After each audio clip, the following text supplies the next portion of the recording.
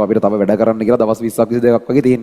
ඒතර ඒ වගේ කාල සීමාවක් තියාගෙන සාමාන්‍යයෙන් හරියට වගකීම් සහගතව මේකේ බරපතලකම දැනගෙන වැඩ කරන ළමයෙක් කොහොමටවත් මේ වගේ වෙලාවක Tamanට වැඩක් කරන්න පුළුවන් උපරිම ක්වොලිටි එක මෙච්චර නම් ඊට යටින් වැඩ කරන්නේ නැහැ. මොකද වාට දැන් සරලව හිතන්නකෝ මෙතන ඉඳන් අපි පැය 3ක් වගේ වෙලාවක් පැය 2කමාරක් 3ක් අතර වෙලාවක් මේක කරගෙන යනවා. ඒතර ඒක Tamanට කරන්න පුළුවන් එක ලෙවල් එකක් තියෙනවනේ. ඉතුරු සියලු දේවල් ඔළුවෙන් අයින් කරලා අනම්මනම් ෆෝන් වල වෙන ඕබන් දැන් සමහර කාට වැඩේ කරන ගමන් නිකන් ඇවිල්ලා යනවා ගිහිල්ලා කාට හරි මැසේජ් එකක් දානවා නිකන් Facebook පොඩ්ඩක් ගිහිල්ලා බලනවා YouTube එකේ අනිත් වීඩියෝ වල මොකද වෙන්නේ බලනවා එහෙමත් කරන්න පුළුවන් වැඩක් කරනකොට එහෙම කරන පිරිසක් අනිවාර්යෙන් ඉන්නවා එහෙම කරන්නේ නැතුව ඒ සියල්ල පැත්තකට දාලා අවශ්‍ය දෙයකට විතරක් ප්‍රශ්නයක් අහද්දී හෝ නිකන් අපි කතා බහක් කරද්දී පොඩ්ඩක් Telegram group එක බැලුවට කමක් නැහැ ඒ අනිත් වෙලාවල වලට වල්පල් කියවන්න නැතුව අනිත් මේ Facebook වල YouTube වල චුට්ට යනවා නම් මනම් කතන්දර නැතුව හරියට මේකට කමිට් වෙලා අපිට තව දවස් 20ක් 22ක් හරියට වැඩ කරන්න තියෙන්නේ අනාගතයේ අවුරුදු 30 ගණන් 40 ගණන් වල දේවල් මේක මත තීරණය වෙනවා ඒ අනාගත අවුරුදු 30 40ක් වෙනුවෙන් මෙතන පැය දෙකමාරක් Tamanට අර එහෙම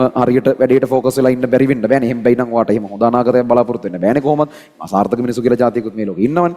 එතකොට මේ වා තීරණය කරන්න වා මේ වෙලාවේ මේ වැඩේ කරන්නේ කොයි වගේ ෆෝකසින් ලෙවල් එකකින්ද කියලා. එක ළමයෙක් Tamanට කරන්න පුළුවන් උපරිමයේ දීලා කරනවා. තව ළමයි ප්‍රමාණයක් එහෙම නැතුව ඊට අඩුවෙන් අර මං කියපු විදිහට වෙන වෙන වැඩත් එක්ක ඔළුව කලවල් කරගෙන එහෙමත් මේ වැඩේ කරනවා. ඉතින් එතකොට තේරුම් ගන්න Tamanට පුළුවන් උපරිමයට මේ වගේ දේවල් අන්තිම දවස් 20වත් මං කියන්නේ කරෝතින් Tamanට මේ වෙලාව හරි යන්න පුළුවන් උපරිම රිසල්ට් එකකට ඕගලන්ට යන්න පුළුවන් වෙනවා. හැබැයි මේ වෙලාවෙත් ඕගලන්ට කරන්න පුළුවන් උපරිමයේ කරන්න නැතුව ඊට පල්ලෙහා ලෙවල් එකකින් නම් වැඩේ කරන්න ඔයාලට ලැබෙන රිසල්ට් එකක් අනිවාර්යෙන්ම ඔයාලට යන්න පුළුවන් උපරිම මට්ටමට වඩා පල්ලෙහා රිසල්ට් එකක්.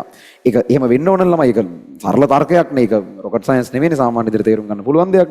ඒ අනුව Tamanට අවශ්‍ය දේ අනුව Tamanට පුළුවන් උපරිම රිසල්ට් එකකට යන්න නම් මේ වැඩේ Tamanට පුළුවන් උපරිම ක්වොලිටි එකකින් කරන්න. Tamanට පුළුවන් උපරිම රිසල්ට් එකකට යන්න ඕනේ නැත්නම් Tamanට අවුලක් නැත්නම් අනිත් මිනිස්සු Tamanගේ උපරිමේ නොවන තැනකින් Tamanව මනින්න එක සම්බන්ධව ඔයාලට ගැටලුවක් නැත්නම් මොකද ඒ ලෙවල් වලින් ඔයාලව පැහැදිලිව මැනෙනවා. ඒක ඔයාලගේ පවුලෙන් පටන් ගත්තම වටේ පිටේ ගෙවල්ද නෑදෑයෝද ඉතින් ඉස්සරහට ලෝකෙට බැස්සහම ඒ තියෙන හැම ඉන්ටර්විව් එකකමද හෝ කැම්පස් යනකොටද මේ හැම තැනකදීම ඔයාව මැනෙනවා ඒ ලෙවල් කියන එක ඇතුලේ. ඔයාට අවුලක් නැත්නම් ඔයාගේ උපරිමයට වඩා යට තැනකින් ඔයාට මැනුණාට කමක් නැහැ. එහෙම කරගෙන යන්න. හැබැයි ඔයාගේ උපරිමයෙන් නම් ඔයාව මනින්න ඕනේ ලෝකය.